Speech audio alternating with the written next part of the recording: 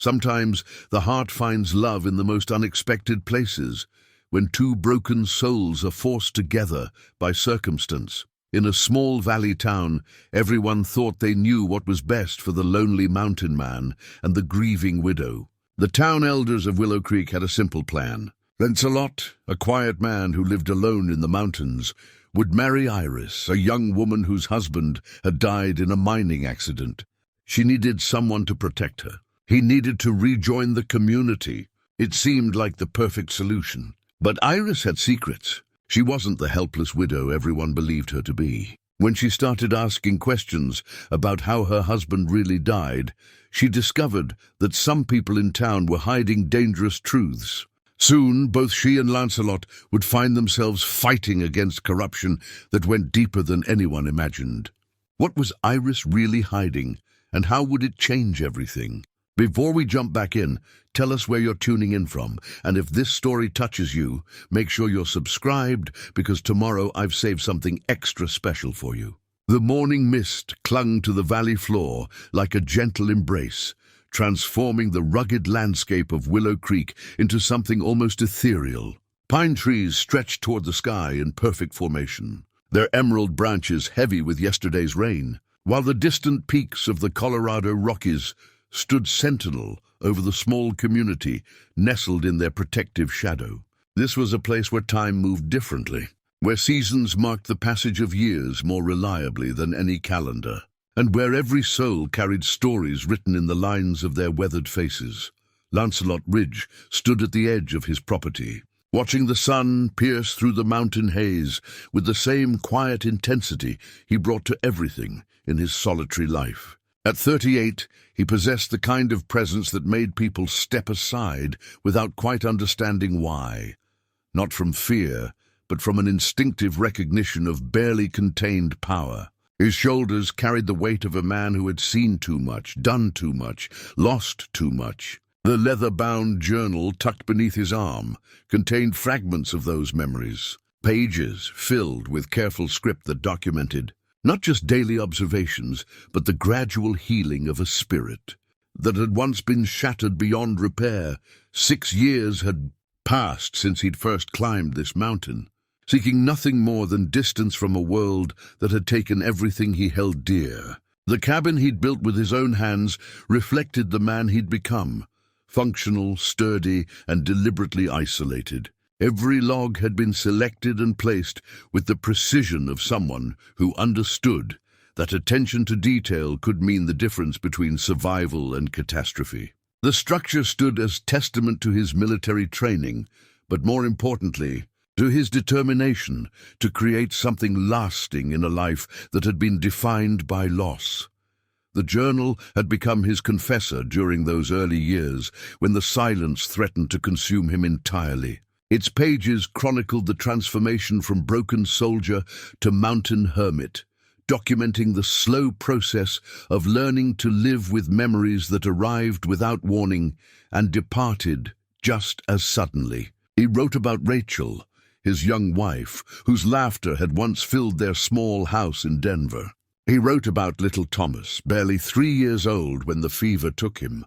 He wrote about the telegram that had called him home from military service, too late to say goodbye to either of them. Those entries from the first year made painful reading, filled with rage and self-recrimination and a loneliness so profound it seemed to seep through the very paper.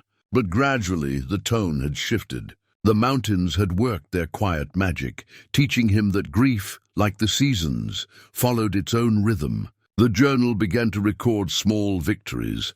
The first night he slept without nightmares. The morning he realized he'd gone an entire day without thinking about what he'd lost. The gradual recognition that solitude and loneliness were entirely different things.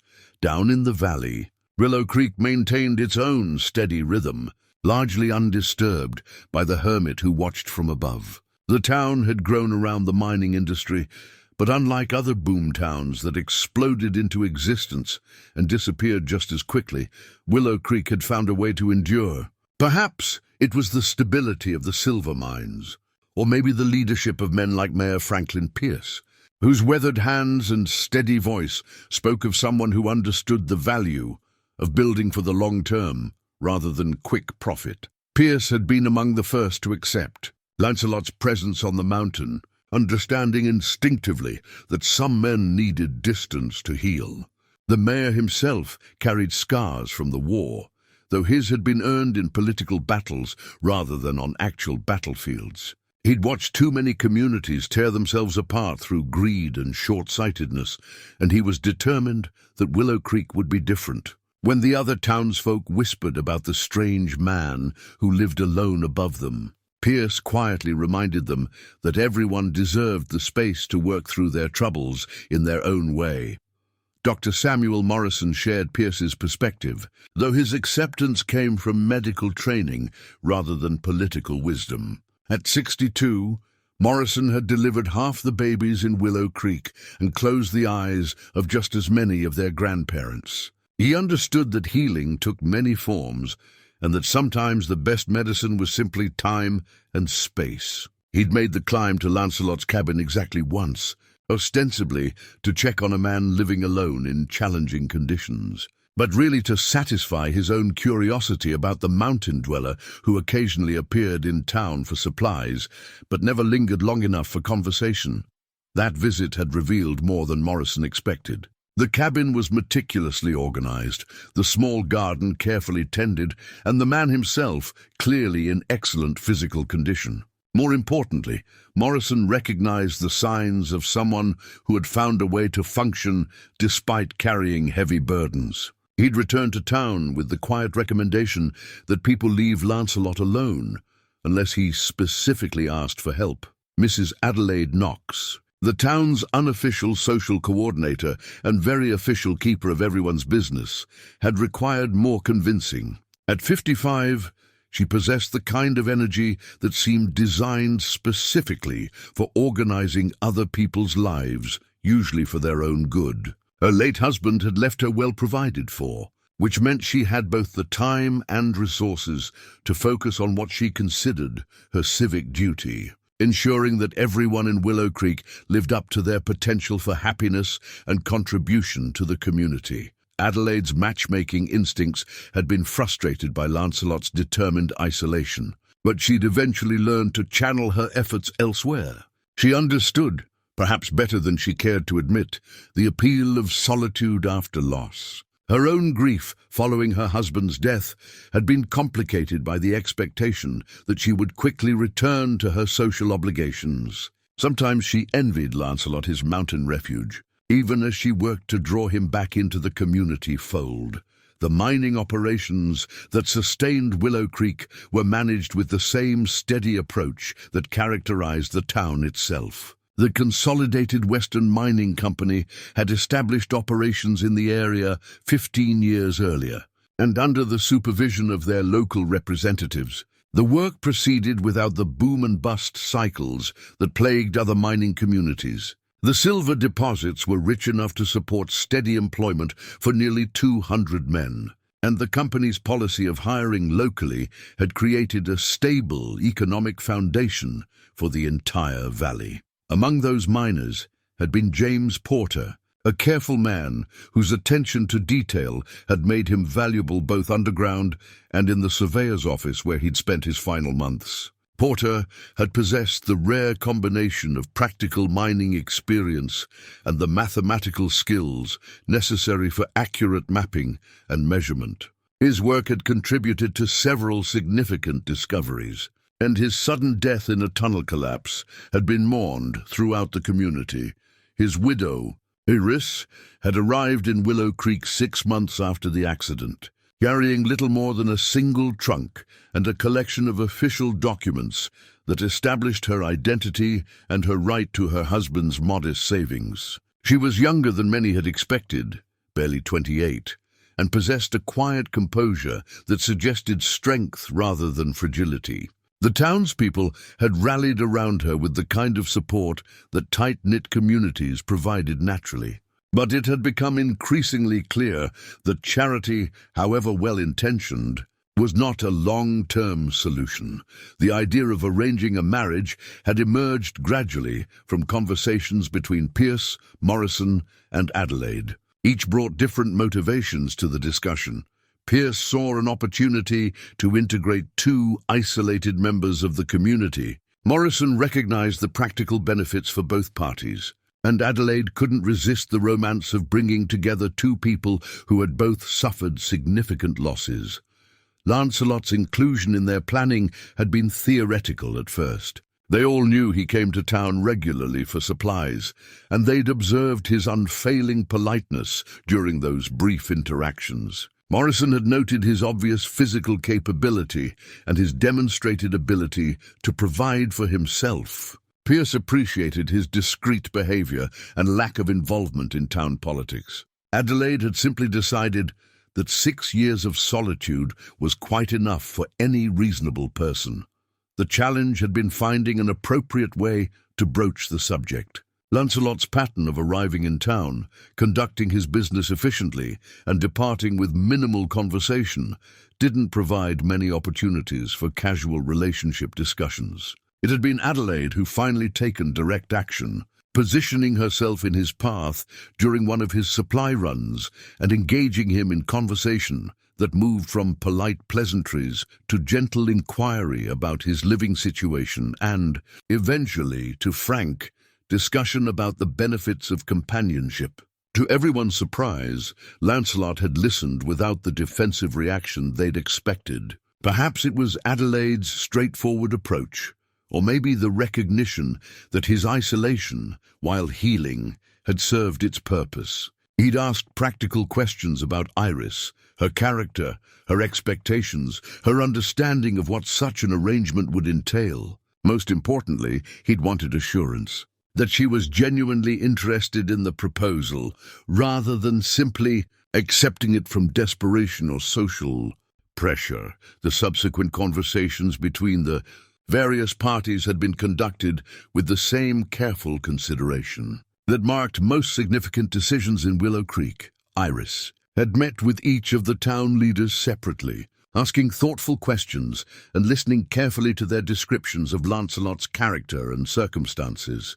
She'd requested time to consider the proposal, using those days to observe him discreetly during his visits to town, and to gather additional information from people who'd had interactions with him over the years. What she'd learned had satisfied her that Lancelot Ridge was exactly the kind of man she could work with. His reputation for reliability and his demonstrated ability to live independently suggested someone who wouldn't require constant attention or management. His lack of involvement in town social dynamics indicated a person who would respect her privacy and independence. Most importantly, his obvious physical capabilities would provide the protection she needed while she pursued her real purpose in Willow Creek. The wedding itself had been scheduled for the following Thursday, a simple civil ceremony that would satisfy legal requirements without creating unnecessary social obligations.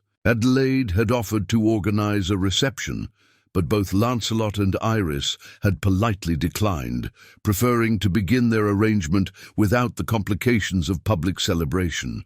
Pierce would officiate, Morrison would serve as witness, and Adelaide would provide the flowers, a compromise that acknowledged community interest while respecting the couple's desire for simplicity. As Lancelot closed his journal and prepared to begin another day, he reflected on the strange turn his life was about to take. The solitude that had once been essential for his survival was about to end, replaced by a partnership that would challenge him in ways he couldn't yet imagine. The woman he was preparing to marry remained largely a mystery, but her composure and intelligence during their few conversations suggested someone capable of understanding the complexity of their situation. He had no illusions about romance or passion. Those belonged to a younger man with a different history. What he offered instead was protection, stability, and the kind of companionship that could develop between two people who understood that life's most important relationships were built on respect and mutual support rather than overwhelming emotion. If Iris Porter could accept those terms, then perhaps they could build something worthwhile together in the shadow of the mountains that had taught him how to heal.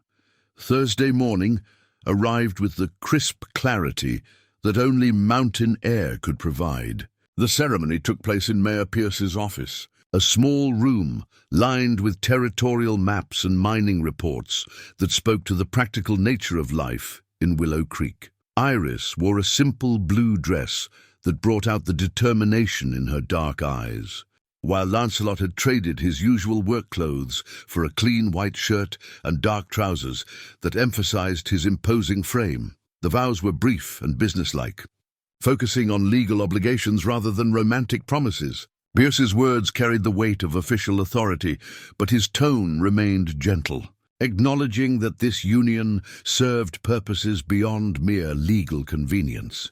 Dr. Morrison signed as witness with the same careful attention he brought to medical documents, while Adelaide Knox dabbed at her eyes with a handkerchief, finding emotion in the ceremony despite its practical nature.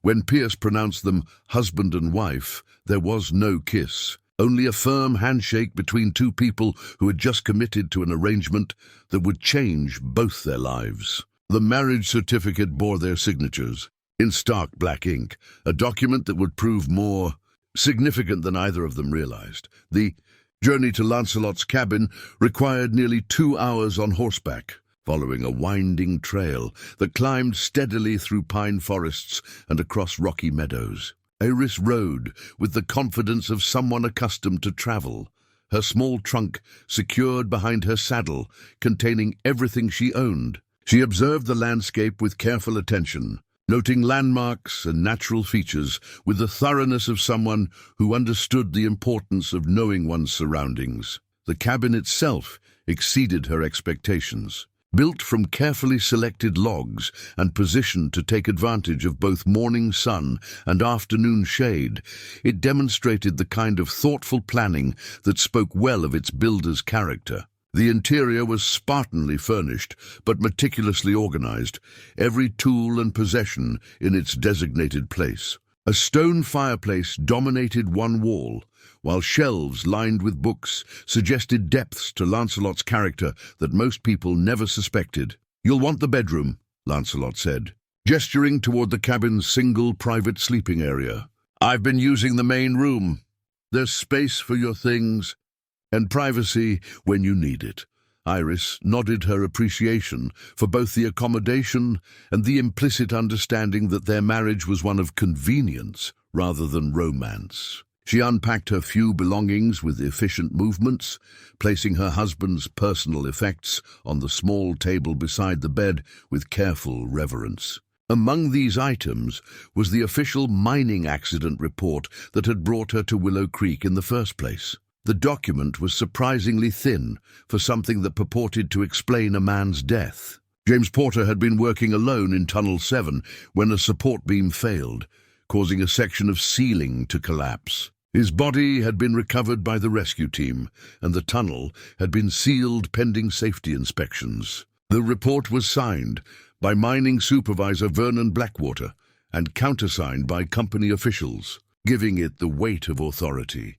But as Iris read through the details for what must have been the 100th time, the inconsistencies that had first troubled her remained glaring. The description of the tunnel's condition didn't match the survey notes she'd found among James's personal papers. The timeline of events contained gaps that made little sense. Most troubling of all, several witnesses mentioned in preliminary statements had apparently left the area before providing formal testimony. She spread the papers across the table, comparing the official report with James's own documentation of his work. The contrast was striking. James had been methodical in his record-keeping, noting every detail of tunnel conditions, support structures, and potential hazards. His final entries described Tunnel 7 as stable and well-maintained, with new support timbers installed just weeks before the supposed structural failure. "Something troubling you?" Lancelot's voice came from the doorway, where he stood with 2 cups of coffee. Observing her careful examination of the documents, Iris looked up. weighing how much to reveal to this man who was now her husband in name, if not in feeling. His expression showed genuine concern rather than mere curiosity, and his offer of coffee suggested someone who understood the value of small courtesies. "My husband's death," she said finally, accepting the coffee with gratitude. "The official report doesn't align with his own notes about the mine conditions." Lancelot settled into the chair across from her, his large frame somehow managing not to overwhelm the small space. "You think there was more to it than an accident?" It wasn't a question, and Iris appreciated his directness. James was careful about his work, obsessively careful. He documented everything, and these documents suggest that Tunnel 7 was in excellent condition right up until the day he died. She showed him the relevant passages, pointing out the discrepancies between James's survey notes and the official accident report. Lancelot read with the same methodical attention he brought to everything else, occasionally asking clarifying questions that demonstrated both intelligence and relevant experience. "I've seen similar reports during my military service," he said finally. "Official documents that were designed to close questions rather than answer them usually meant someone had reasons for wanting the real facts to stay buried." The validation of her suspicions brought both relief and renewed determination. For months she'd carried these doubts alone, unsure whether her grief was coloring her judgment or whether there truly was something wrong with the official story of James's death. "The mining company has significant influence in this valley," Lancelot continued. "Most people depend on them for their livelihood, which makes asking difficult questions potentially expensive. But not for you." Iris studied his weathered face, recognizing the kind of independence that came from having nothing left to lose. "No," he agreed, "not for me. And now not for you either. Marriage has its advantages, including the protection that comes from not being alone." The statement carried implications that went beyond simple companionship. As his wife, Iris would have access to his reputation and his demonstrated ability to handle trouble. More importantly, she would have a partner who understood that some questions needed to be asked regardless of the potential consequences. Over the following days, they established routines that accommodated both their needs. Lancelot continued his regular patterns of hunting, fishing, and maintaining the property, while Iris organized her investigation with the same systematic approach James had brought to his surveying work. They shared meals and conversation, but respected each other's need for solitude and reflection. The more Iris examined the documents, the more convinced she became that James's death had been anything but accidental. She discovered references to mineral surveys that weren't included in the official company records. There were mentions of meetings with unnamed associates that didn't appear on any official schedule. Most intriguingly, there were cryptic notes about irregularities in the eastern claims that suggested James had discovered something significant shortly before his death. When she shared these findings with Lancelot, he listened with the patient attention of someone accustomed to gathering intelligence before taking action. His military background became increasingly apparent as he asked probing questions about timelines, documentation, and potential witnesses. "If you're right about this," he said finally, "then you're dealing with people who have already demonstrated they're willing to kill to protect their secrets. That makes this considerably more dangerous than simple fraud or corruption." Iris met his steady gaze without flinching. "I understand the risks, but James deserves justice, and if there's a larger pattern of corruption, other people are at risk." Lancelot nodded slowly, recognizing something in her tone that spoke to convictions that ran deeper than simple grief or curiosity. This woman had not come to Willow Creek merely seeking answers about her husband's death. She had come prepared to do something about what she discovered. "Then, we'll need to be very careful about how we proceed," he said. "And we'll need to understand exactly what we're dealing with before we make any moves that can't be undone." As the sun set behind the mountains, casting long shadows across the valley below, Both of them understood that their arrangement had just evolved into something far more complex and dangerous than either had originally anticipated. The marriage that had begun as a practical solution to loneliness and protection had become a partnership in pursuit of truth and justice. With stakes that neither of them yet fully comprehended, the hidden letters revealed themselves 3 days later, tucked behind a loose board in the bottom of James's personal trunk.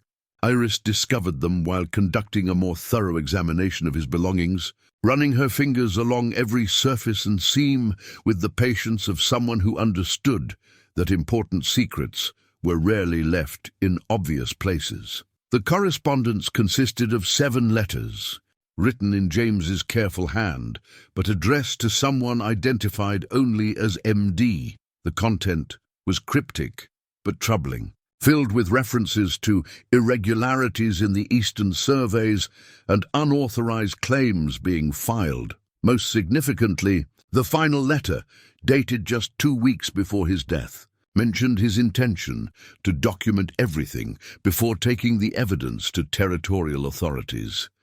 Iris spread the letters across the kitchen table, arranging them chronologically while Lancelot prepared their evening meal. The routine they'd established over the past few days had developed naturally, with each of them contributing to the household's maintenance while pursuing their individual interests.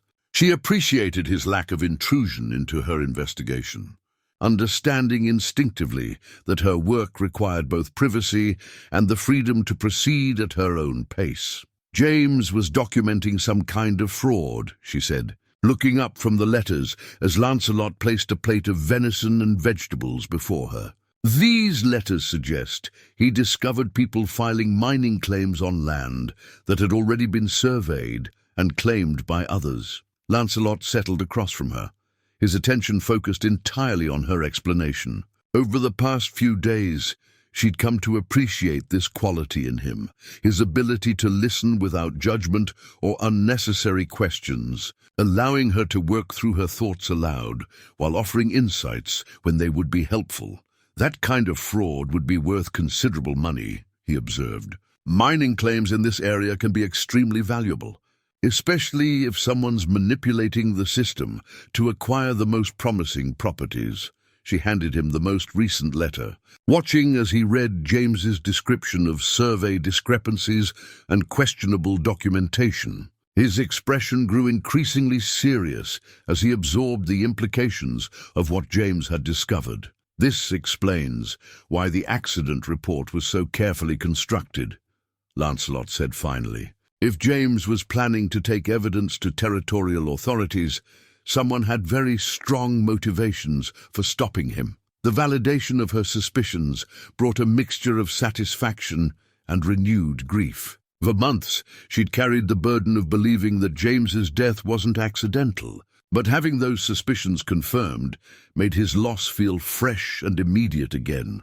The question now is whether any of his evidence still exists, she continued. These letters reference detailed documentation, but I haven't found anything like that among his personal effects. Lancelot considered this carefully, his military training evident in the systematic way he approached the problem. If he was smart, and everything suggests he would have kept the most important evidence somewhere safe, probably away from his living quarters. Over the following days, their conversations took on an increasingly collaborative quality. Lancelot's analytical skills complemented Iris's thorough investigation techniques, and she found herself genuinely appreciating his insights and perspectives. More surprisingly, she discovered that she enjoyed his company in ways that went beyond simple partnership in their investigation. He possessed a quiet humor that emerged during their evening conversations, usually in the form of understated observations about the peculiarities of mountain life or gentle commentary on the social dynamics of Willow Creek. His stories of military service were offered sparingly but revealed a man who had witnessed both the best and worst of human nature without becoming cynical or bitter. Most importantly, he treated her as an equal partner in their investigation rather than a grieving widow who needed protection from harsh realities. His questions challenged her thinking without dismissing her conclusions, and his suggestions enhanced her approach. Without taking control of her mission, we need to understand the local mining operations better, he said one evening as they reviewed James's letters for additional clues. If there's a pattern of fraudulent claims, it would help to know which properties are involved and who's benefiting from the irregularities. This observation led to their first joint venture into Willow Creek since their wedding. Lancelot's presence provided both protection and legitimacy as they visited the Territorial Land Office, where records of mining claims were maintained in heavy ledgers that documented every legal transaction in the region. The clerk, a nervous young man named Timothy Webb, was clearly uncomfortable with their request to examine recent mining filings. His reluctance suggested either official policy against public access or personal instructions to limit such inquiries. However, Lancelot's quiet authority and Iris's polite persistence eventually convinced him to allow them access to the relevant records. What they discovered confirmed James's observations about irregularities in the claims process. Several properties in the eastern section of the valley had been claimed multiple times, with conflicting survey descriptions and overlapping boundaries that should have been flagged by territorial officials. More troubling, many of these questionable claims had been filed by the same group of individuals, all of whom listed the Consolidated Western Mining Company as their employer. This is systematic fraud, Iris said quietly as they walked back toward their horses. Someone's using company employees to file claims on valuable properties, then manipulating the paperwork to make everything appear legitimate. Lancelot nodded grimly, his attention focused on their surroundings as much as on their conversation. And if James discovered this pattern, he would have represented a significant threat to whoever's orchestrating the scheme. Their investigation had attracted attention from mining supervisor Vernon Blackwater, who approached them as they prepared to leave town. Blackwater was a large man with the kind of aggressive confidence that came from wielding authority over others, and his manner suggested someone unaccustomed to having his decisions questioned. "Mrs. Ridge," he said, his emphasis on her married name carrying implications about her changed status. "I understand you've been asking questions about your late husband's accident. I hope you're finding the closure you need." His tone was carefully neutral, but Iris detected undertones that suggested warning rather than sympathy. Lancelot moved slightly closer to her, a subtle gesture that communicated both support and readiness for potential trouble. "I'm simply trying to understand what happened," Iris replied evenly. "Some aspects of the official report don't align with James's own documentation of the mine conditions." Blackwater's expression hardened almost imperceptibly. "Mining is dangerous work, Mrs. Ridge.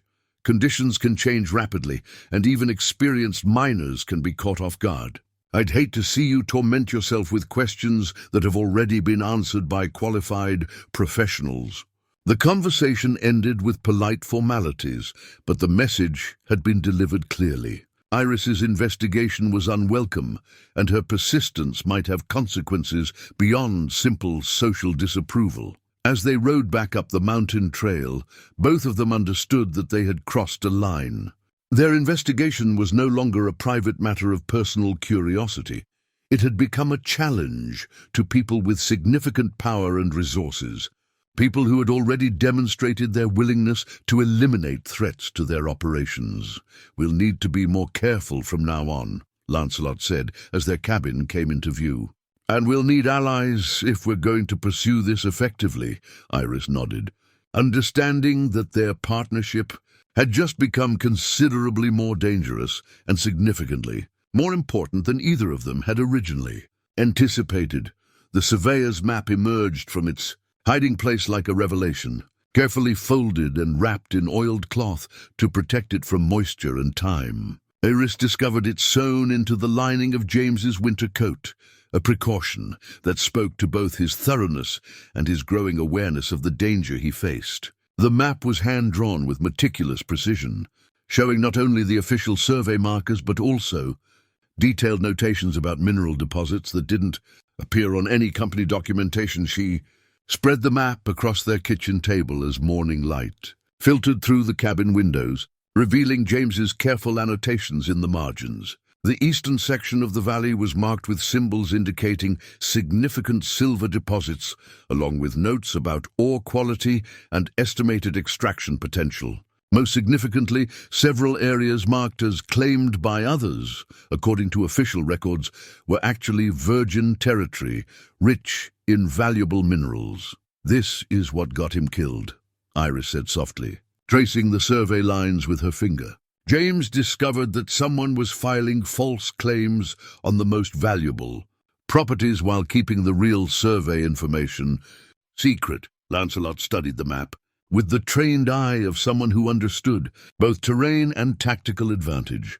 His military experience had taught him to read landscapes for strategic value, and he could see immediately why this particular section of the valley would be worth considerable risk and investment.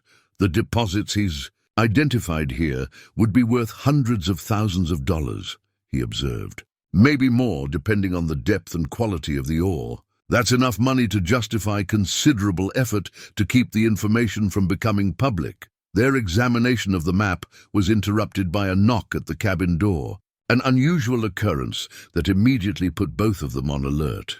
Visitors to Lancelot's mountain retreat were rare enough that any unexpected arrival warranted caution, especially given their recent investigation into mining company activities. The visitor proved to be an elderly prospector named Gideon Marsh, a man whose weathered appearance and careful movements spoke to decades of mountain living. He introduced himself as someone who had worked with James on several survey projects, and his obvious grief at the younger man's death established his credibility immediately. "I've been watching the activity around your place," Gideon said, accepting Lancelot's offer of coffee with gratitude. "Word's gotten around that you've been asking questions about James's accident, and I figured it was time someone told you what really happened." His story confirmed and expanded upon their growing understanding of the corruption surrounding James's death. According to Gideon, James had approached him several weeks before the accident, seeking advice about how to document and report irregularities he'd discovered in the mining claims process. The older prospector had warned him about the dangers of challenging powerful interests, but had agreed to help verify some of his findings. James was excited about what he'd found, Gideon continued, his voice heavy with regret. He thought he was going to expose corruption and protect other miners from being cheated. He didn't understand how dangerous that information was, or how far some people would go to keep it secret. The confirmation that James had been actively working to expose the fraud made his death feel even more tragic and senseless. He'd been trying to do the right thing, to protect his fellow miners and ensure honest dealing in the claims process, and that noble intention had cost him his life. "Did he share any of his evidence with you?" Iris asked, hoping that additional documentation might exist beyond what she'd already discovered. Gideon shook his head regretfully. "He was careful about that. Said it was safer if only he knew where everything was hidden. But he did tell me he'd found a safe place to keep the most important documents, somewhere the company people would never think to look." This revelation added new urgency to their investigation. If James had hidden additional evidence, finding it might provide the proof they needed to expose the entire conspiracy. But it also meant that dangerous people might still be searching for the same information, making their own investigation increasingly perilous. Over the following days, their relationship deepened in ways that surprised both of them. The shared purpose of seeking justice for James had created a bond that went beyond their practical marriage arrangement, and Iris found herself genuinely caring about Lancelot's welfare and happiness. His quiet strength and unwavering support had become essential elements of her daily life, and she realized with some surprise that she looked forward to their evening conversations with genuine anticipation. Lancelot seemed to be experiencing similar changes in his perspective on their partnership.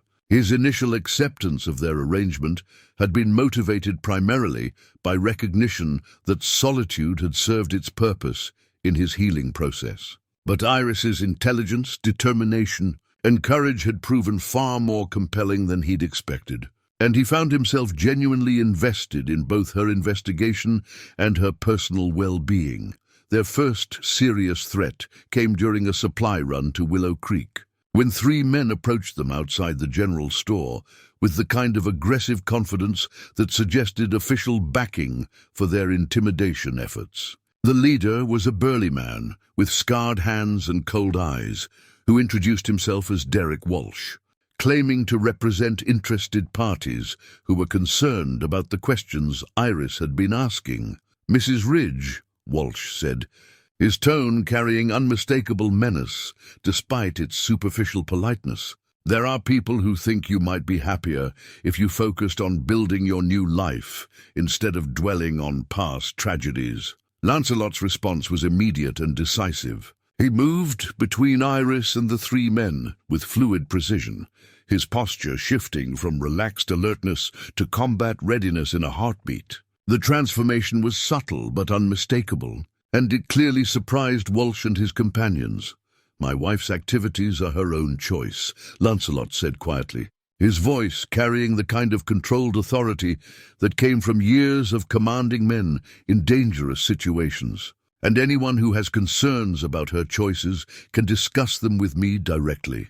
The confrontation ended without violence, but the message had been delivered from both sides. Iris's investigation was causing concern among powerful people, and those people were prepared to use intimidation to discourage her persistence. But they had also learned that she was no longer alone and unprotected, and that any action against her would have to account for Lancelot's formidable capabilities. As they rode back up the mountain trail, both of them understood that their partnership had evolved once again. What had begun as a marriage of convenience and developed into a collaborative investigation had now become something approaching genuine partnership in every sense of the word. "They're scared," Iris observed as their cabin came into view.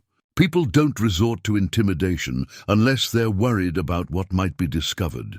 Which means we're getting close to something important," Lancelot agreed. "And that we need to be prepared for more serious efforts to stop us."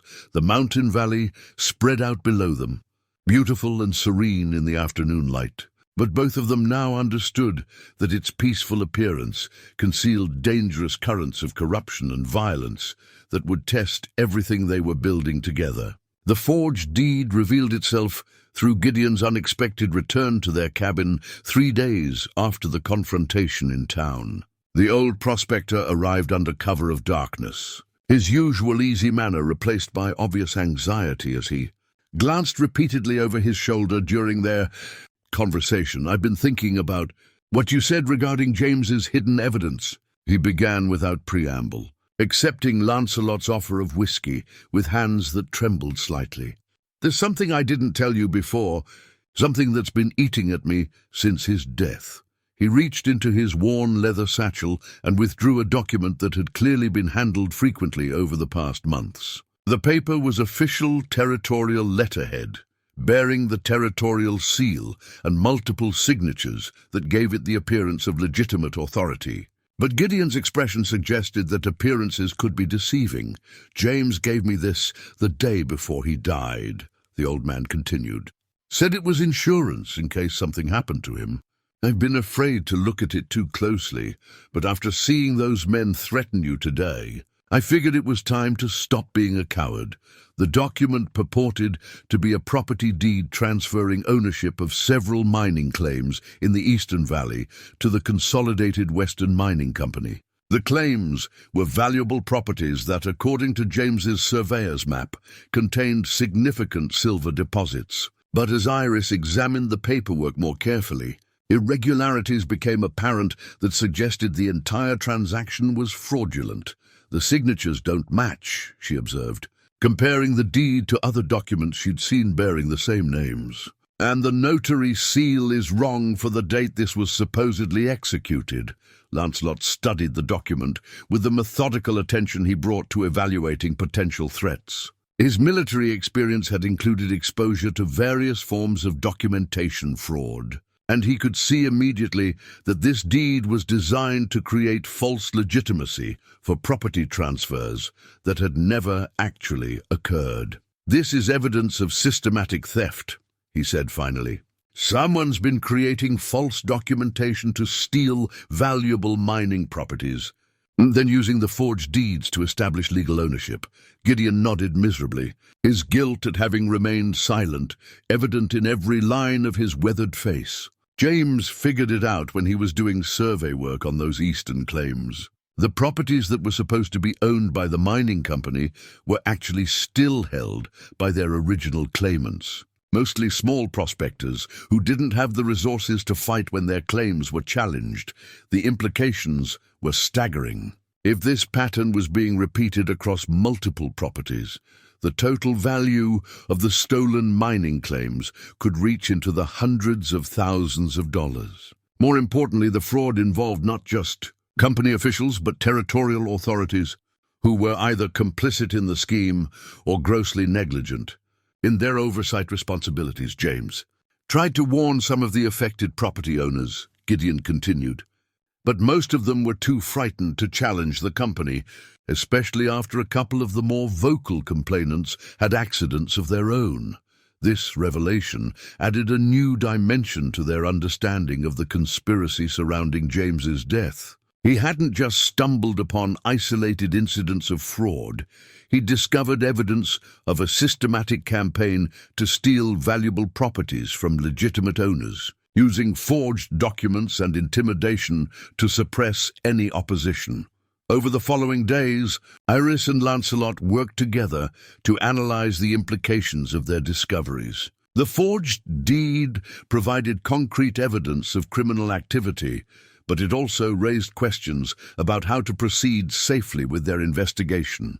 The people they were dealing with had already demonstrated their willingness to commit murder to protect their secrets, and they possessed both the resources and the political connections to make any challenge extremely dangerous. "We need more evidence before we can take this to authorities," Lancelot observed during one of their evening strategy sessions. "One forged deed isn't enough to bring down an entire conspiracy, especially when some of the territorial officials might be involved." Iris agreed, but she was also aware that time might be working against them. The longer they delayed, the more opportunities their enemies would have to discover their investigation and take action to protect themselves. The confrontation in town had already announced their activities to anyone who was paying attention. Gideon mentioned that other property owners had been warned by James, she said.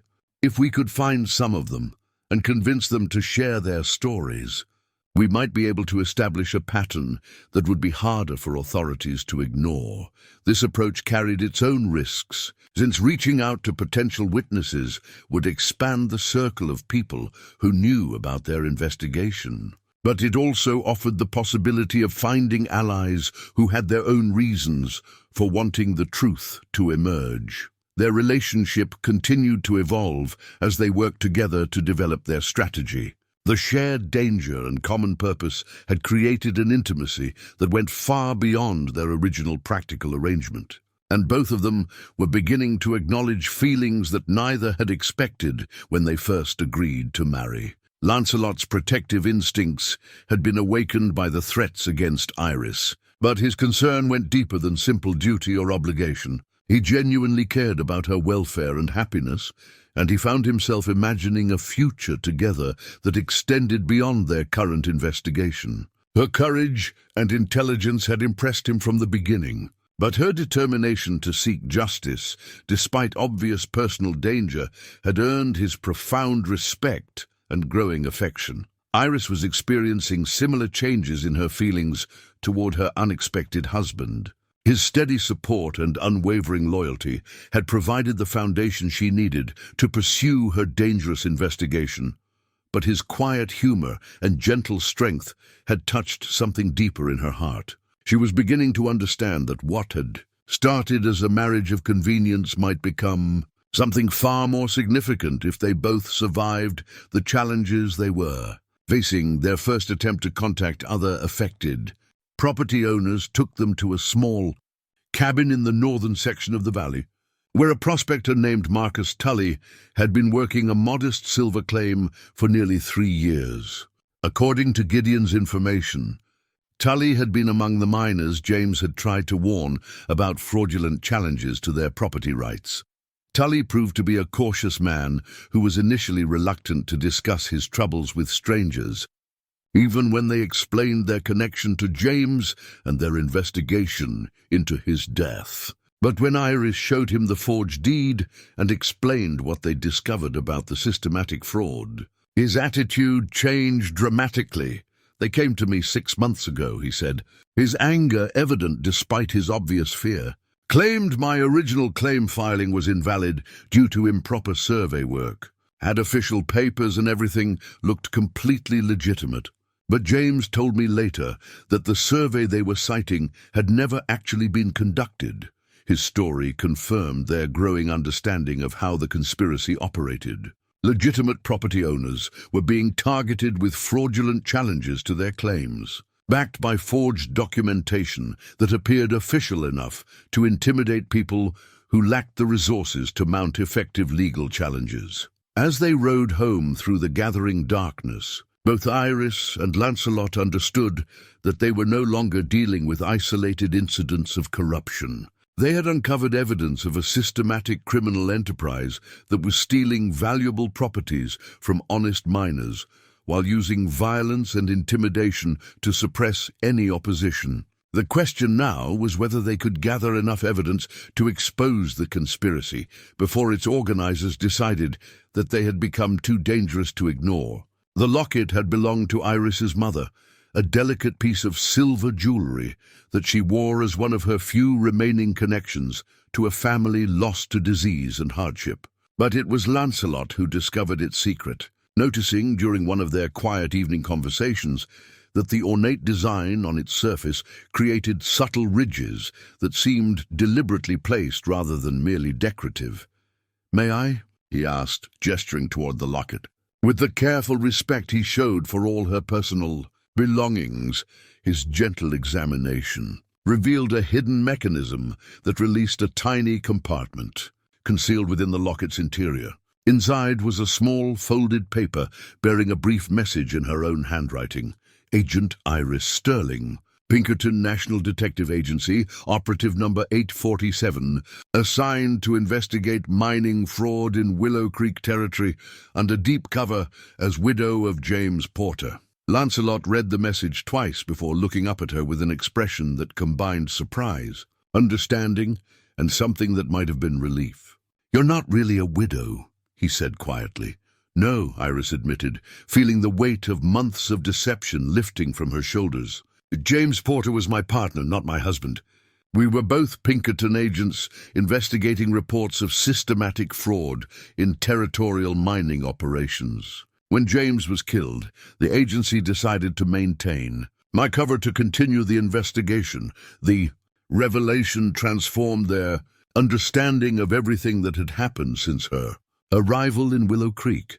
Her apparent grief had been genuine. She had lost a valued partner and friend, but her determination to seek justice went beyond personal loss to professional obligation and commitment to protecting other potential victims.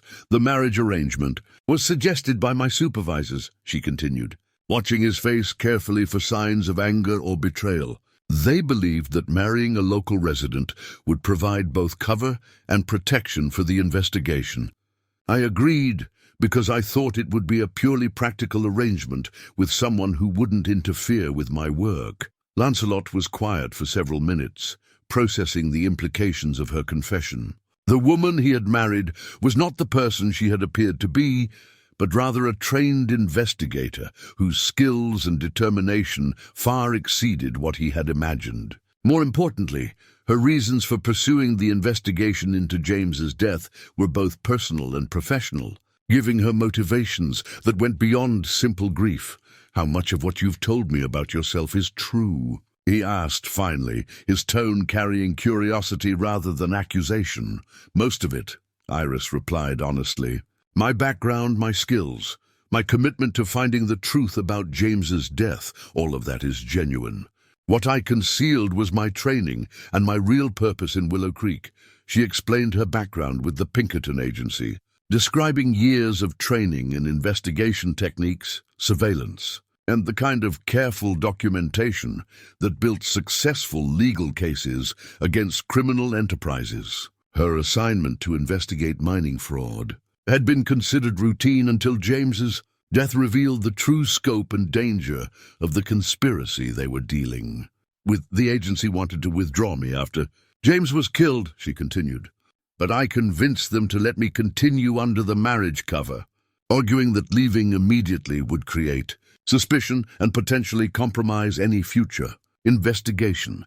Lancelot absorbed this information with the same methodical attention he brought to analyzing tactical situations. His military background had included exposure to intelligence operations, and he could appreciate both the complexity of her assignment and the personal courage required to maintain her cover under increasingly dangerous circumstances. Does this change anything between us? Iris asked, unable to hide her anxiety about his reaction to her deception.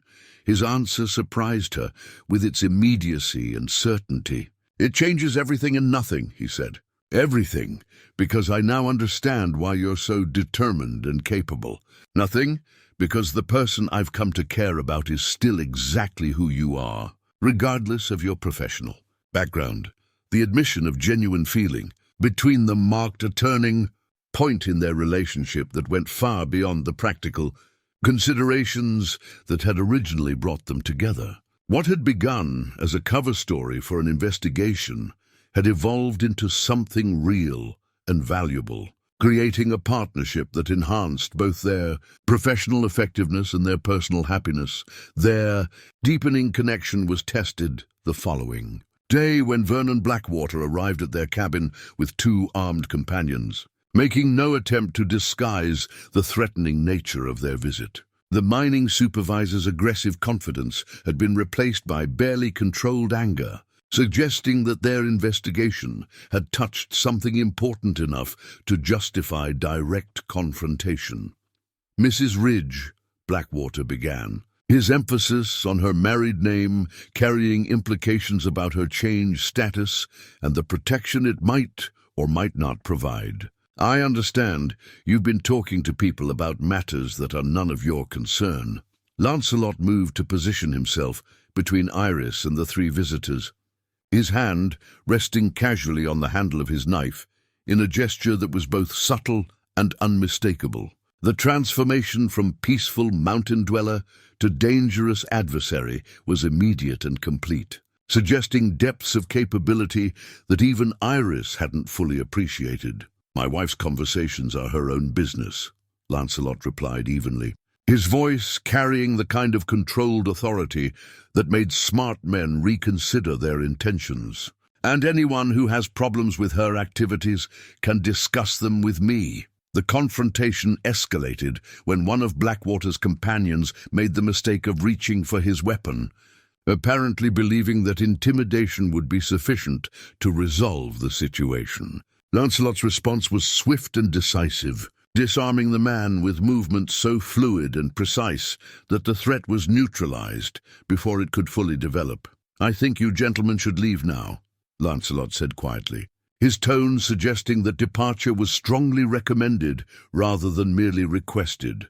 Blackwater's retreat was accompanied by threats that left no doubt about the seriousness of their situation. The mining company was no longer content to rely on subtle intimidation or indirect pressure.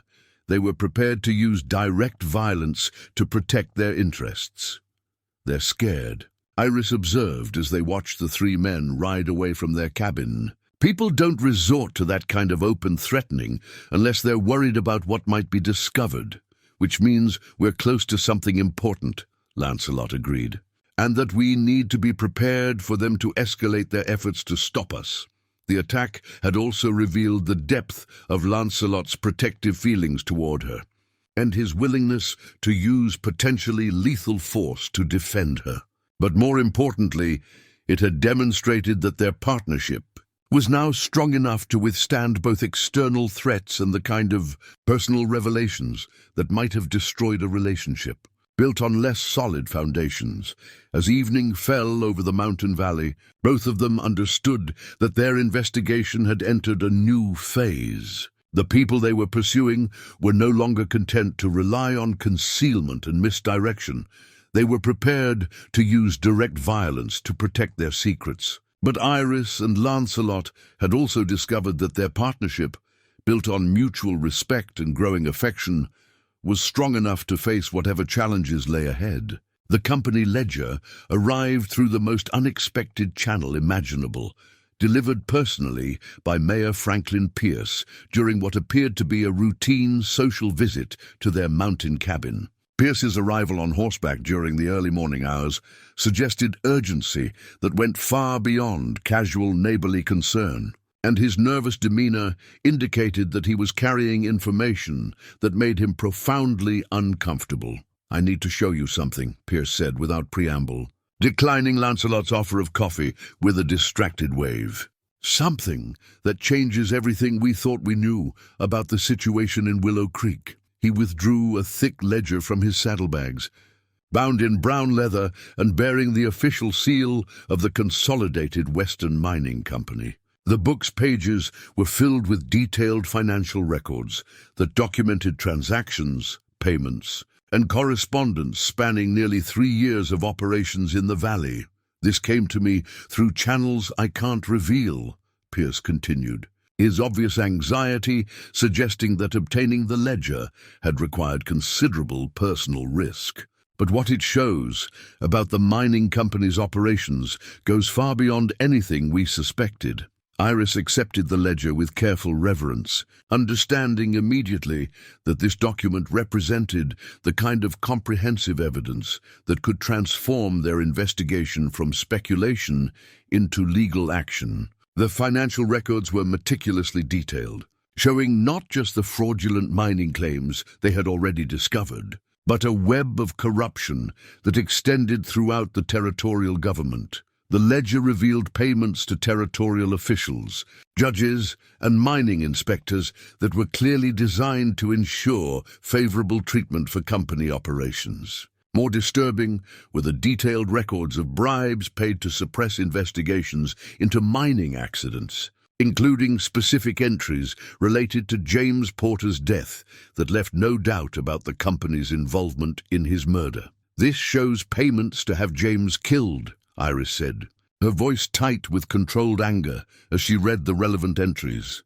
"They paid Vernon Blackwater $500 to arrange an accident that would eliminate the threat James represented to their operations, but the most shocking revelation came in a section of the ledger devoted to what appeared to be territorial political contributions. The entries showed substantial payments to support the election campaigns of specific candidates for territorial positions, along with detailed notes about the legislation and regulatory decisions those payments were intended to influence. "They're not just stealing mining claims," Lancelot observed, studying the political payments with growing alarm. "They're systematically corrupting the entire territorial government to ensure protection for their operations." Pierce nodded grimly, his face reflecting the same dismay they were experiencing as the full scope of the conspiracy became apparent. "The payments go all the way to the territorial capital.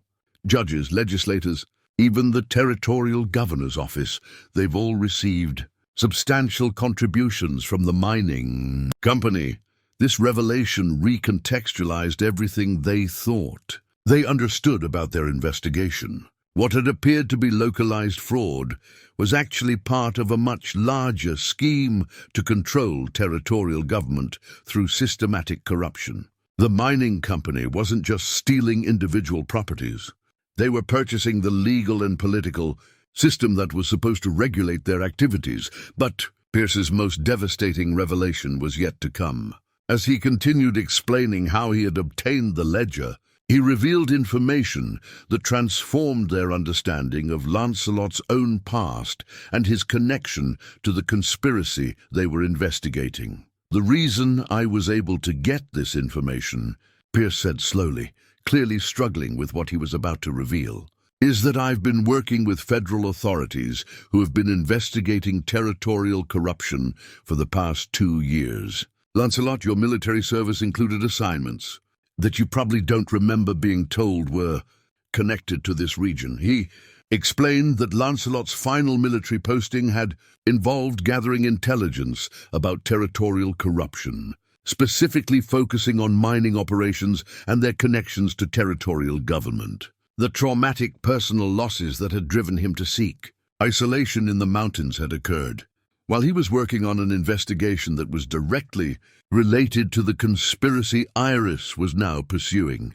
The fever that took "Your family wasn't natural," Pierce continued, his voice heavy with the weight of terrible knowledge. "They were poisoned, Lancelot. Killed to stop your investigation into the same corruption that cost James Porter his life." The revelation hit Lancelot with devastating force, recontextualizing years of grief and self-recrimination. The random tragedy that had destroyed his family and driven him to seek isolation in the mountains had actually been deliberate murder, designed to eliminate a federal investigator who had gotten too close to exposing the truth about territorial corruption. Iris watched her husband absorb this information with growing concern for his emotional state. She could see the transformation in his expression as grief gave way to understanding, and understanding gave way to a cold fury that spoke to the depth of his capacity for both love and vengeance. "They killed Rachel and Thomas to stop me from exposing what James Porter died trying to reveal," Lancelot said finally, his voice carrying the kind of controlled rage that made dangerous men reconsider their life choices. Pierce nodded regretfully, explaining that federal authorities had suspected the truth about Lancelot's family for years, but had lacked the evidence to prove their suspicions. The mining company's ledger provided that proof, along with detailed documentation of bribes paid to ensure that the murders were never properly investigated. The federal government has been building a case against the territorial corruption for 2 years, Pierce continued. But they needed someone on the inside to gather the kind of evidence that would stand up in federal court. When Iris appeared in Willow Creek as James Porter's widow, they saw an opportunity to continue the investigation under cover. This revelation transformed Iris's understanding of her own assignment and the agency's motivations for maintaining her cover after James's death. The Pinkerton Agency had been working with federal authorities all along, and her marriage to Lancelot had been encouraged, not just for her protection, but because federal investigators recognized the strategic value of partnering her with someone who had both the skills and the personal motivation to help expose the conspiracy. "Both of you have been manipulated by people who thought they were acting in the national interest," Pierce admitted. "But the feelings that have developed between you and the partnership you've built, that's real, regardless of how it began." The ledger's financial records provided the comprehensive evidence they needed to expose the entire conspiracy.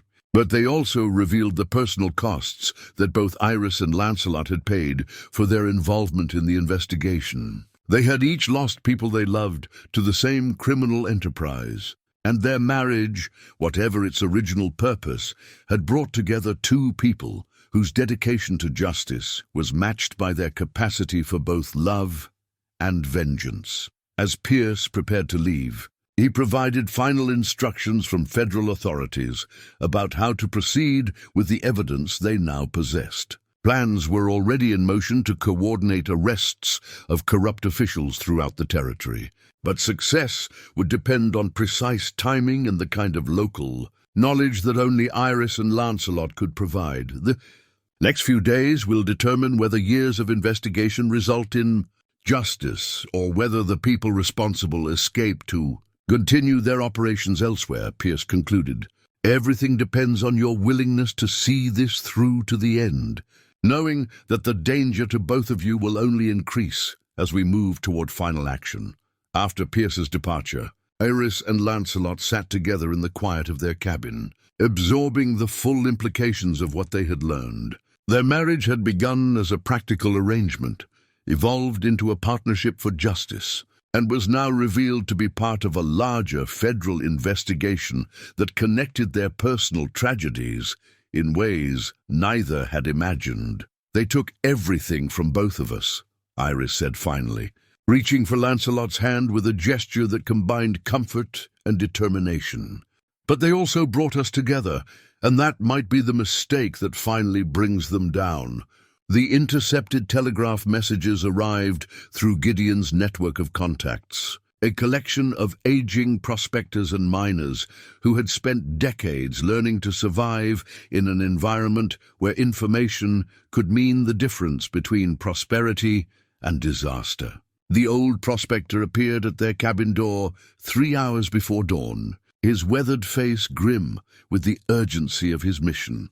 "Got word from a friend who works the telegraph office," Gideon said, producing a small bundle of copied messages that he'd clearly transcribed by hand. "Company's been sending coded communications to Denver and beyond.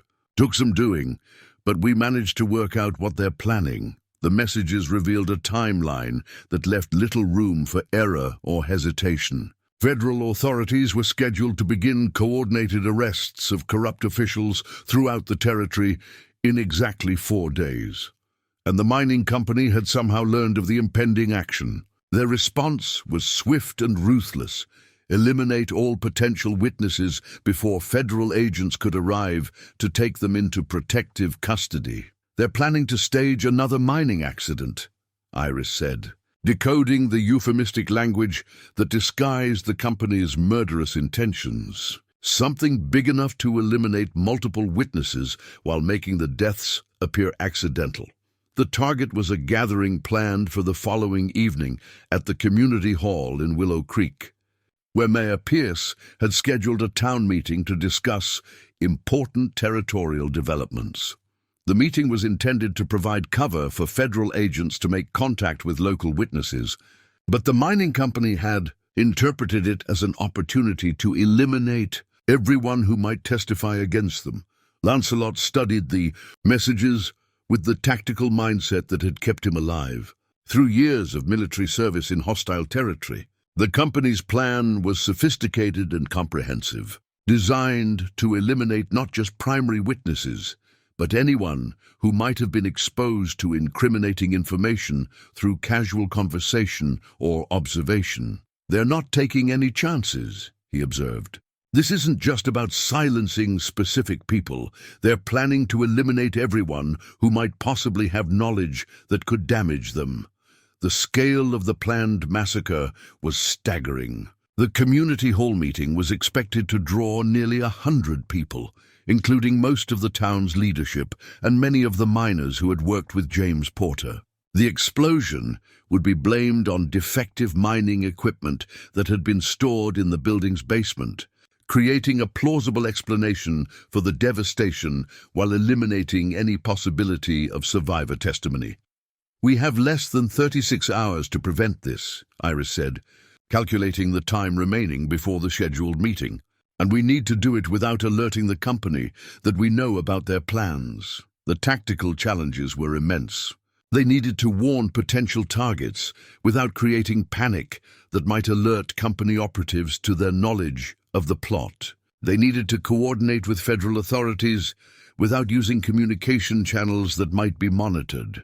Most importantly, they needed to gather additional evidence that would ensure successful prosecution of the conspiracy's leaders, since failing to capture them all would leave survivors free to continue their operations elsewhere. Over the next several hours, they developed a plan that leveraged both Iris's investigative training and Lancelot's military experience. The strategy was complex and dangerous, requiring them to work separately for extended periods while maintaining coordination through Gideon's network of loyal prospectors and miners. Iris would focus on documenting the company's current activities, using her surveillance skills to gather evidence of the planned massacre while staying close enough to their operations to monitor any changes in timing or methodology. Her Pinkerton training had prepared her for this kind of dangerous intelligence gathering, but the personal stakes made every decision feel weighted with potentially fatal consequences. Lancelot would coordinate the defensive response, using his military experience to organize the kind of protection that might keep potential witnesses alive long enough for federal authorities to arrive. His task was complicated by the need to work with civilians who had no training in counterintelligence or defensive tactics. But his natural leadership abilities and obvious competence quickly earned the trust of men who understood the value of following someone who knew what he was doing. Their personal relationship deepened under the pressure of shared danger and the knowledge that they might not survive the next few days. The marriage that had begun as practical convenience had evolved into genuine partnership, and both of them recognized that their feelings for each other had grown into something that transcended their original arrangements. "If something happens to me," Iris said during one of their quiet planning sessions, "make sure the evidence reaches federal authorities. James deserves justice, and other people deserve protection from these criminals." Lancelot's response was immediate and uncompromising. "Nothing's going to happen to you. We're going to stop them. We're going to survive. And we're going to build the life together that neither of us expected to find." His certainty was both reassuring and humbling, reminding her that she was no longer alone in her mission or her life. The partnership they had forged was strong enough to face whatever challenges lay ahead, and their commitment to each other had become as important as their dedication to justice. The first phase of their plan required gathering intelligence about the company's specific preparations for the planned massacre. Iris spent hours observing the mining company's headquarters from concealed positions, documenting the movement of personnel and equipment that would be used in the attack on the community hall. What she discovered confirmed their worst fears about the scope and sophistication of the planned operation. The company had brought in outside specialists, men whose obvious competence and cold professionalism marked them as experienced killers rather than ordinary miners. The equipment being moved into position was military-grade explosive material that would ensure complete destruction of the community hall and everyone inside it. Meanwhile, Lancelot worked to organize a network of trusted allies who could help protect potential witnesses and gather additional evidence of the company's criminal activities. His military experience proved invaluable in identifying people who could be trusted with dangerous information and in developing communication protocols that would allow coordination without detection. The most challenging aspect of their preparation was maintaining their normal routines while secretly organizing resistance to the planned massacre. Any significant change in their behavior might alert company operatives to their knowledge of the plot, potentially triggering early action that would catch them unprepared. Dr. Morrison proved to be an unexpected ally, bringing medical expertise and deep knowledge of the community to their planning efforts. His long experience treating mining injuries had given him insights into the company's operations, and his standing in the community provided access to people who might otherwise be reluctant to trust strangers with dangerous information. "I've been suspicious of some of the accidents I've treated," Morrison confided during a secret meeting at his office. "Injuries that didn't match the official explanations. Patterns that suggested deliberate action rather than random mishaps." His medical records provided additional evidence of the company's willingness to use violence against anyone who threatened their operations. Several miners had suffered suspicious accidents after asking questions about safety procedures or company policies, and Morrison's careful documentation of their injuries suggested systematic intimidation rather than coincidental mishaps. Adelaide Knox contributed her extensive knowledge of community social dynamics, and her network of relationships that spanned every family in Willow Creek. Her reputation as a harmless busybody provided perfect cover for gathering information about people's plans and movements, allowing the resistance network to track potential targets and monitor company activities without raising suspicion.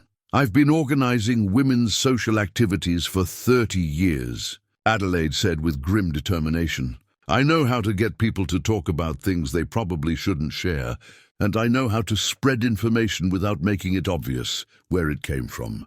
As the final hours before the planned massacre approached, both Iris and Lancelot understood that they were facing the most dangerous period of their investigation. The mining company was committed to eliminating all potential witnesses, and their resources and ruthlessness made them formidable adversaries. But the partnership that had developed between the federal investigation team and the local resistance network provided hope that justice might finally be achieved. "Tomorrow evening will determine whether years of corruption and violence finally face consequences," Iris said as they completed their final preparations. "Everything we've worked for, everything James died for, comes down to the next 24 hours.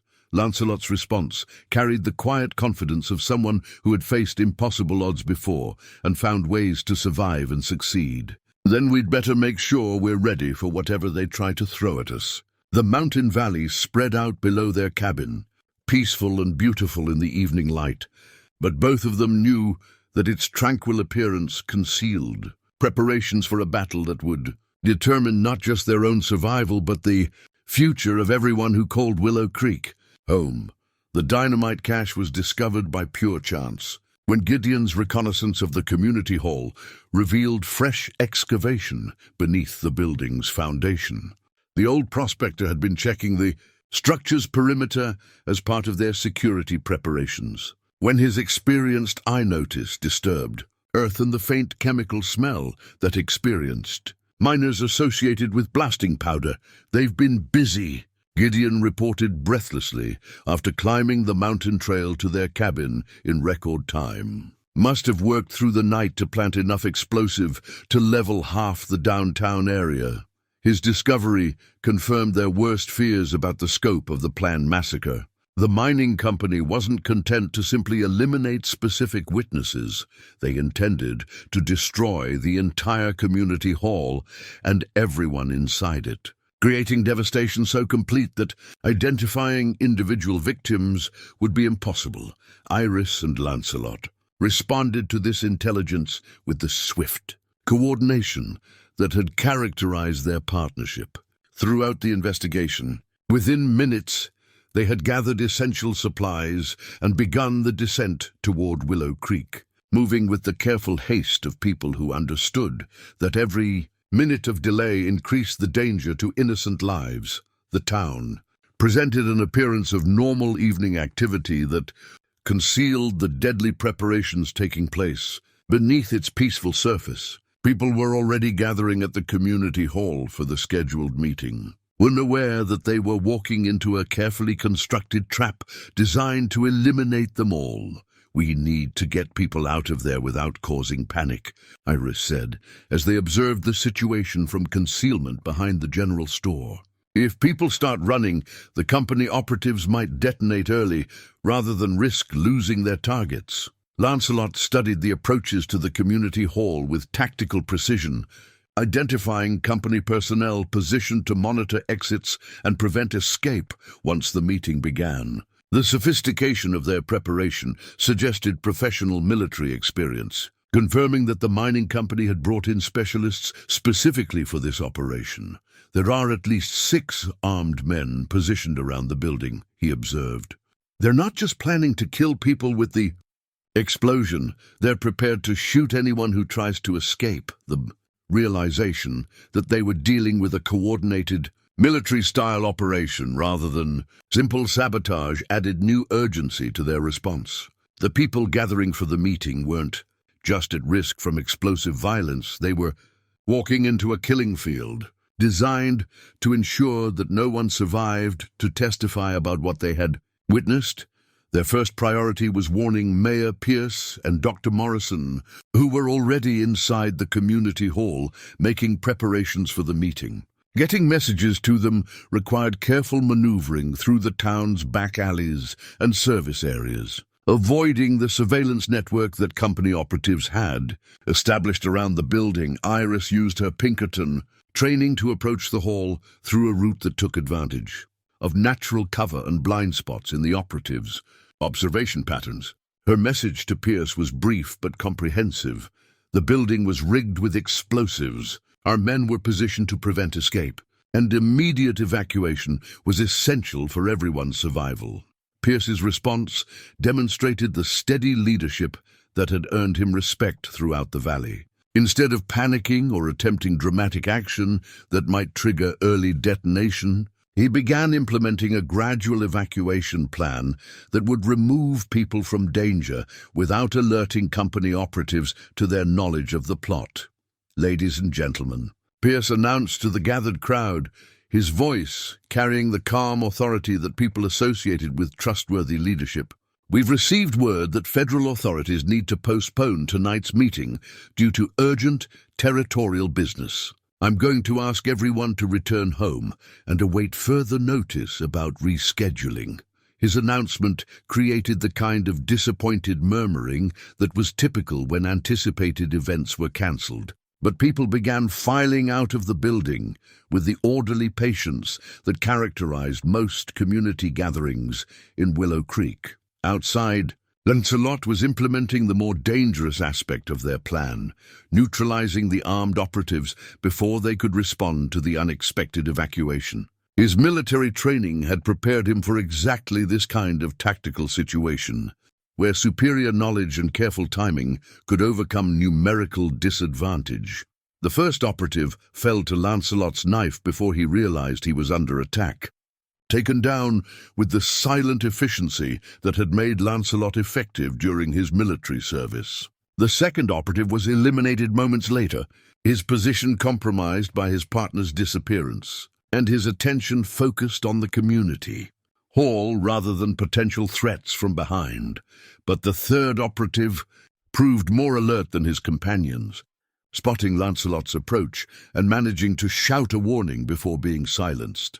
That warning triggered immediate response from the remaining company personnel, who began moving toward the community hall with weapons drawn and obvious intent to prevent further evacuation. "They know we're here," Iris called softly from her position near the hall's main entrance, where she was helping to guide the last civilians to safety.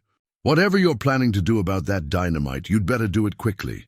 Lancelot's response was immediate and decisive. Rather than attempting to defuse the explosives, but task that would require time they didn't have and technical knowledge he didn't possess, he began systematically eliminating the remaining operatives before they could coordinate an effective response to the disrupted plan.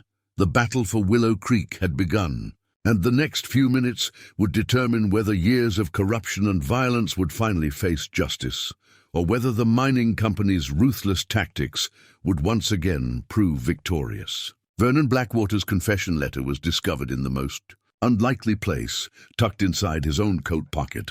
When Lancelot finally cornered the mining supervisor, behind the community hall as explosions echoed through the evening air, the letter was written in Blackwater's careful handwriting, apparently prepared as insurance against the very situation he now found himself facing. "You think you've won something here?" Blackwater snarled as Lancelot pressed the barrel of a confiscated rifle against his chest. "But you have no idea how deep this goes, or how many people are going to suffer when the truth comes out." The confession letter told a different story, in detailed prose that demonstrated both intelligence and growing desperation. Blackwater had documented years of criminal activity orchestrated by mining company officials and their territorial government allies. The letter revealed not just the systematic fraud they had already uncovered, but murder, bribery, and corruption that reached into the highest levels of territorial administration. This letter says you killed James Porter on direct orders from company executives, Iris said, reading from the document while keeping her weapon trained on the man who had destroyed so many lives. It also says you were ordered to eliminate anyone who might have information about the mining claims fraud. Blackwater's response was a mixture of defiance and fear, suggesting someone who understood that his usefulness to powerful people had ended the moment their plans began falling apart. You think that letter protects you? The people I work for have resources you can't imagine. They'll hunt you down no matter where you try to hide. But the letter revealed that Blackwater himself had been planning to disappear, taking evidence of his employer's crimes as protection against exactly the kind of abandonment he was now experiencing. The document contained detailed information about offshore accounts, false identities, and escape routes that company executives had prepared for themselves when their operations became untenable. He was planning to blackmail his own employers, Lancelot observed, studying the confession letter's detailed financial information. This contains enough evidence to destroy everyone involved in the conspiracy. The battle around them was reaching its conclusion as federal agents arrived to support the local resistance network that had formed around Iris and Lancelot's investigation. The agents had been positioned outside Willow Creek, waiting for the coordinated signal that would trigger simultaneous arrests throughout the territory. Dr. Morrison appeared from the direction of the community hall, supporting a wounded man who had been caught in the crossfire when company operatives attempted to detonate their explosives prematurely. The doctor's presence provided the medical expertise needed to treat casualties, while also serving as witness to the events that were finally bringing justice to Willow Creek. The explosives have been secured, Morrison reported. Gideon and some of the other miners managed to disconnect the detonation mechanism before it could be triggered. No one was seriously injured thanks to the evacuation. The successful prevention of the massacre marked the culmination of months of dangerous investigation and careful planning. The mining company's attempt to eliminate all witnesses had instead resulted in their own exposure, providing federal authorities with the evidence needed to dismantle the entire criminal enterprise. Adelaide Knox emerged from her coordinating position near the telegraph office, where she had been helping to communicate with federal agents positioned throughout the territory.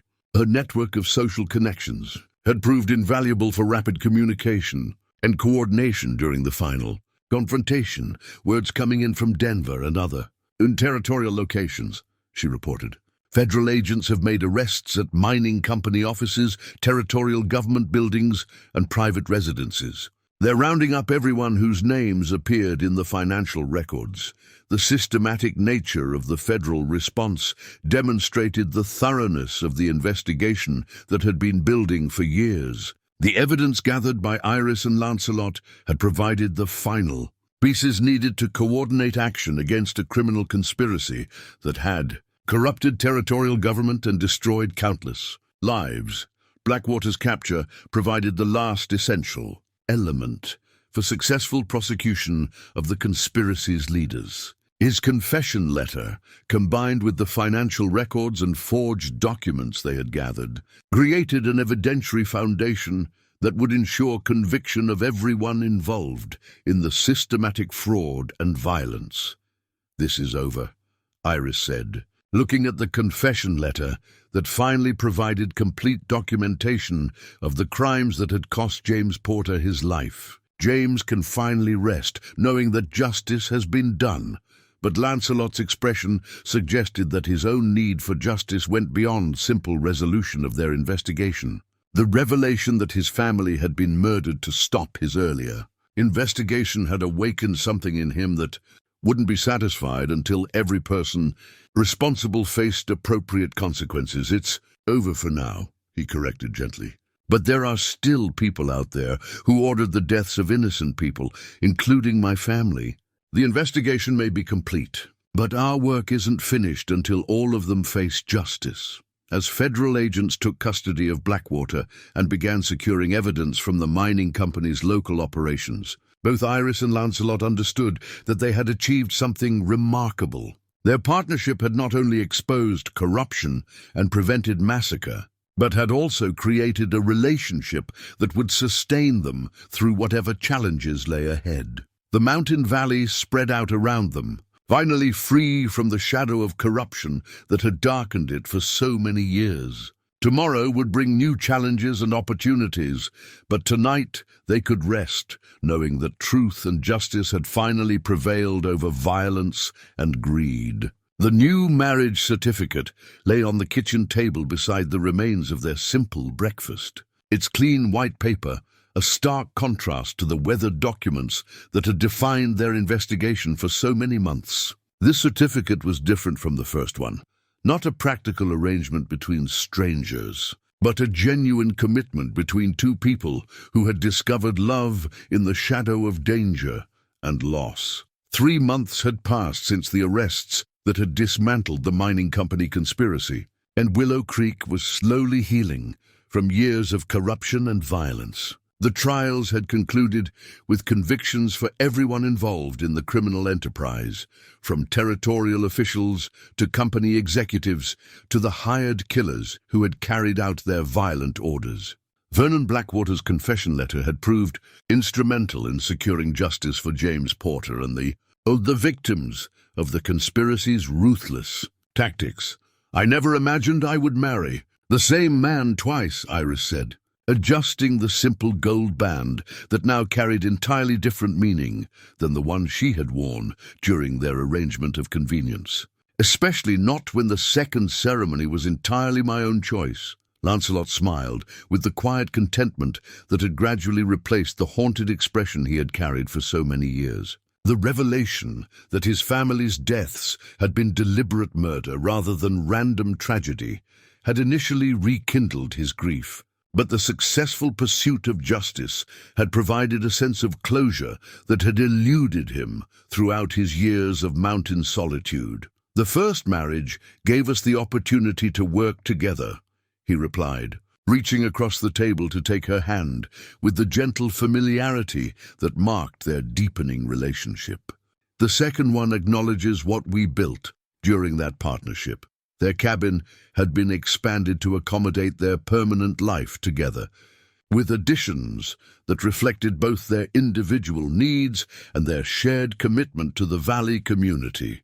Iris had established a small office where she continued her work as a consulting investigator, helping federal authorities pursue other cases of territorial corruption. Lancelot had developed a workshop where he crafted furniture and tools for their neighbors, using skills learned during his military service to contribute to the community's rebuilding efforts. The transformation of their relationship from practical arrangement to genuine love had surprised both of them with its depth and permanence. What had begun as mutual respect and shared purpose had evolved into the kind of partnership that enhanced every aspect of their individual lives while creating something greater than either could have achieved alone. Dr. Morrison arrived for his weekly visit. As they were reviewing correspondence from federal authorities about ongoing investigations in other territories, the elderly physician had become both friend and informal counselor during their adjustment to married life, providing medical care and gentle wisdom that helped them navigate the complexities of building a life together after trauma and loss. "Any word from Denver about the final settlements?" Morrison asked, settling into his accustomed chair with the comfortable familiarity of someone who had become part of their extended family. The federal government had established a compensation fund for victims of the mining company conspiracy, using seized assets to provide restitution for stolen property and damages from years of systematic fraud. The process had been complex and sometimes frustrating, but it represented an acknowledgement that justice required more than simply punishing criminals. It also demanded efforts to repair the harm they had caused. "The paperwork should be completed within the month," Iris replied, showing him letters from territorial administrators who were working to restore legitimate ownership of fraudulently acquired mining claims. Most of the affected property owners will receive full compensation for their losses, along with clear title to their original claims. Mayor Pierce joined them as afternoon shadows began lengthening across the valley, bringing news from the territorial capital about political reforms designed to prevent future corruption. His leadership during the crisis had earned him recognition from federal authorities, and he had been appointed to help draft new regulations for territorial mining operations. The new oversight procedures should make it much more difficult for anyone to manipulate the claims process, Pierce reported. Federal inspectors will be stationed permanently in each mining district, and all major transactions will require approval from multiple independent authorities. Adelaide Knox appeared shortly afterward, as she had every week since their second wedding ceremony, bringing both social news and the practical assistance that had made her invaluable during their investigation. Her network of relationships throughout the valley had proved essential for coordinating community recovery efforts and ensuring that everyone affected by the conspiracy received appropriate support. The Hutchinson family finally received clear title to their eastern claim, Adelaide announced with obvious satisfaction. And the Morrison boys have decided to expand their operation now that they don't have to worry about fraudulent challenges to their property rights. As evening settled over the mountain valley, their friends departed to their own homes and responsibilities, leaving Iris and Lancelot alone with the quiet contentment that had become characteristic of their life together. The investigation that had brought them together was complete, but the partnership they had forged would continue for the rest of their lives. "Do you ever regret the way our story began?" Iris asked, as they watched the sunset paint the mountain peaks in shades of gold and crimson. Lancelot considered the question with the thoughtful attention he brought to all important matters. Their marriage had originated in deception and practical necessity, evolved through shared danger and common purpose, and culminated in genuine love and permanent commitment. Each stage had been necessary for the final outcome. Even though none of them could have predicted the journey when it began, "I regret the circumstances that made our arrangement necessary," he replied finally. "I regret the loss and suffering that brought us both to Willow Creek, but I don't regret anything that led to our life together." The mountain valley spread out below them, peaceful and beautiful in the evening light, no longer shadowed by the corruption and violence that had darkened it for so many years. Tomorrow would bring new challenges and opportunities, but they would face them together, sustained by a love that had been forged in the crucible of shared danger and proven strong enough to last a lifetime. In the end, it had not been Lancelot's strength alone that had saved Willow Creek from corruption and violence. It had been Iris's quiet defiance, combined with his protective devotion, that had exposed the truth and brought justice to everyone who had suffered under the mining company's ruthless rule. Together, they had changed not just their own destinies, but the future of everyone who called the valley home.